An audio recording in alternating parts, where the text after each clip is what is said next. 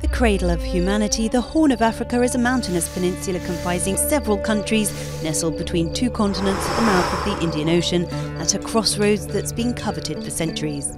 In this land of traffickers and travel writers, Ethiopia, a 2,000-year-old country, cohabits alongside younger states emerging from the colonial period.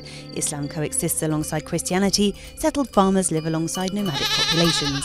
Interest in the region significantly increased with the construction of the Suez Canal in the 19th century.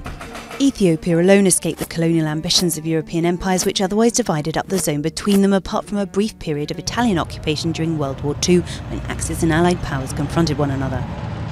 International interest in the Horn continued after the war. As world alliances shifted, it became a hotspot during the Cold War conflict. It's a volatile region where state and interstate conflicts periodically flare up. Populations of adjacent countries are mutually suspicious, with governments occasionally supporting internal independence movements in a bid to destabilise their neighbours.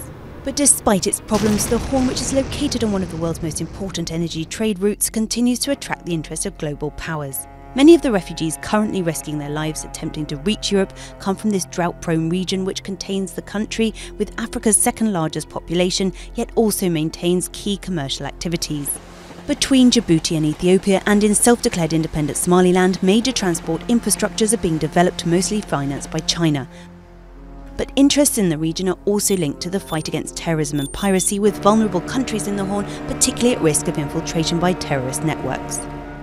France, the United States, Japan and soon China all have a military presence in Djibouti as they seek to fight piracy or target zones held by the Islamist Shabab in Somalia.